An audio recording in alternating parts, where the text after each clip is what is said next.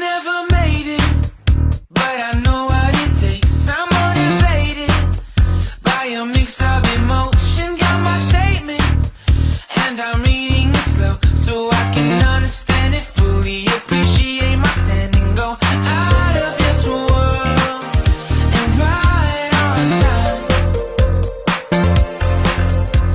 Oh, never in my life have I seen the sky light up like this. I'm far away from Earth and I wanna know if you exist. Mission control, do you read me? Send me my coordinates lately. Mission control, am I drifting? Tie me to someone who will love me, yeah. Wait, I think I'll last a bit longer. Fine. Welcome everyone. Welcome everyone. Welcome everyone to another Ref Brandon and the Todd family YouTube video. Wherever you are, whatever you may be doing, thank you so much for making Ref Brandon and the Todd family part of your day. We always greatly appreciate it.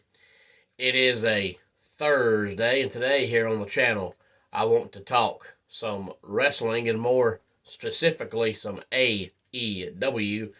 And after I talk about it, I want to give my opinion and my thoughts on AEW as a whole. But first, my main topic today is AEW Forbidden Door, which comes up this upcoming Sunday night in Toronto, Canada. And if you're new to AEW or do not watch it and you're not aware of what exactly Forbidden Door is, it's basically AEW working with the promotions over in Japan to give AEW's top stars chances to work the Japanese top stars and let the promotions kind of work together, so to speak. We're going to have the IWGP United States Heavyweight Championship on the line when Kenny Omega takes on Will Ospreay. And then we're going to have Bryan Danielson going one-on-one with the second best wrestler in the world right now, in my opinion, behind Randy Orton, as Bryan Danielson takes on Kazuchika Okada. And if you have not watched Kazuchika Okada wrestle, I strongly encourage you do so. He is really good. If Randy Orton wasn't still wrestling, he would be the best wrestler in the world today. Then we're going to have Sonata going up against Jungle Boy for the IWGP World Heavyweight Championship. MJF takes on Hiroshi Tanahashi for the AEW World Championship. And we're going to have the AEW Women's Championship on the line as Toni Storm takes on Willow Nightingale. Now, if you're a longtime wrestling fan, you know that back in the day, WCW worked with Japan a lot, and that's why you got to see the Great Muta so much back in the day, and Big Van Vader when he was working over in Japan. So AEW's trying to do that. They do this and they just call it Forbidden Door. Hopefully there'll be some more matches added, and hopefully it'll be really good. And as far as my thoughts on AEW, I want it to succeed more than I can ever try to explain in words. As a matter of fact, the podcast that I do once a week called Wrestling and Racing, the guy that I do that podcast with is a huge AEW fan. And he asked me a few weeks back what I thought about the company. And I said, I want it to succeed because it's the second biggest promotion in the world right now behind WWE. And WWE needs competition, because if the competition gets better and gets close to them as far as TV ratings go, it's going to make WWE get better because you want to be better than your competition. But AEW's pretty much had the same TV ratings for close to a year now. They're not losing any fans, but they're not bringing in any new fans. It's pretty much the hardcore AEW fans that are going to watch it. If the guys go out there and wrestle cardboard boxes, they're going to watch it because it's AEW. But they're not bringing in new fans. But their TV ratings aren't even half of what Monday Night Raw draws. And WWE is not going to consider AEW real, true competition unless they can at least get close to them in TV ratings. And right now, they're not. Back when TNA was in its prime, Vince McMahon always said TNA is not competition. And he said that because the TV ratings were so abysmal compared to what Raw and SmackDown was doing. You're not going to consider somebody competition unless they're actually competing with you. And if they're not competing with you, it's not competition.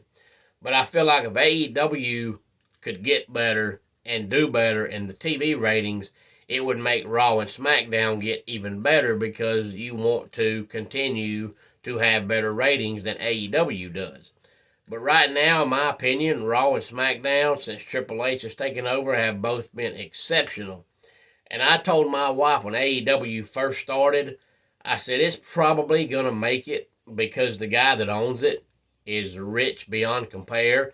So he has the money to keep it going. But within 5 years, they're going to be struggling to garner ratings. Within 5 years, they're going to be struggling to get fans to come. And within 5 years, it's going to look like they're in trouble. And sure enough, now there are rumors of people wanting to leave the company. The TV ratings are stuck. They just started that brand new show this past Saturday night, and from my understanding, the ticket sales were not good. I know it's coming to Greenville, South Carolina in August, and from my understanding so far, the ticket sales for that show have been absolutely awful. And when you can't sell tickets to your show, there's a problem. And now you've got CM Punk who's come back, and Tony Khan doesn't want to step in and force anybody to shut up. He wants to be everybody's big brother, so he's letting them continue to stay apart and not get along. So he started a second show just to put CM Punk on that show and try to keep CM Punk away from Adam Page and Kenny Omega and the Young Bucks, when all he has to do is step in and stop it, but he won't do that. So they are definitely in trouble. But it's mainly because Tony Khan is a huge wrestling fan, which is fine. But just because you're a wrestling fan doesn't mean you can run a wrestling company. And he is finding out firsthand that there's a big difference in being a wrestling fan and running a wrestling company. And right now, the psychology in AEW is absolutely awful. I was talking to a guy that I work with last week, and I told him how bad AEW sucks. And he just kept saying, but they got good wrestlers. But they got good wrestlers. And I said, I agree. They've got good wrestlers. But you can take 5 of the best actors or actresses in the history of the world and put them in a movie with no plot or a stupid plot, and the movie's going to suck. It's not going to all of a sudden become a good movie just because it had a great actor in it. The movie has to tell a good story. AEW has phenomenal talent, but the storylines are stupid. 3/4 of the wrestlers are just out there as spot fillers. They don't have a true gimmick. They don't have a true direction. They just go out there with generic music, a generic look, and you know as soon as you see them, hey, they're going to get beat because they're just there.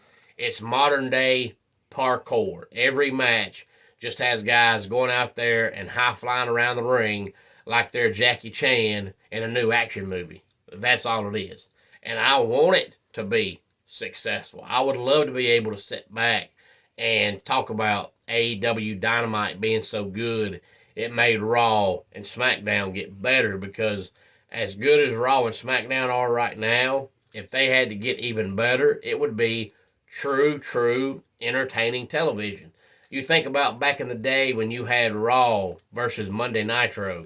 Both programs every week had to be 2 or 3 hours of must see television because they had the Monday Night Wars. And Raw wanted to outdo Nitro, and Nitro wanted to outdo Raw. And you couldn't do that by putting on a sucky television show. So both shows had to be top notch every single week. And if Dynamite could get better and force Raw to get better, we would be looking at some very compelling wrestling television. So I want Dynamite to be successful. I want the new show, Collision, to be successful. So hopefully Tony Khan will hire some people and actually let them book the show, because AEW has the kind of talent to where it could be an exceptional television product if it was run by the right people.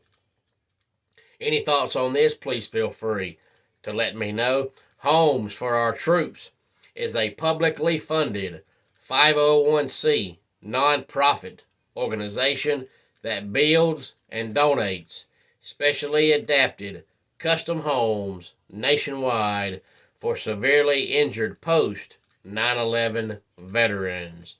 Since the 2004 inception, nearly 90 cents of every dollar spent has gone directly to our program services for veterans. Visit at hfotusa.org.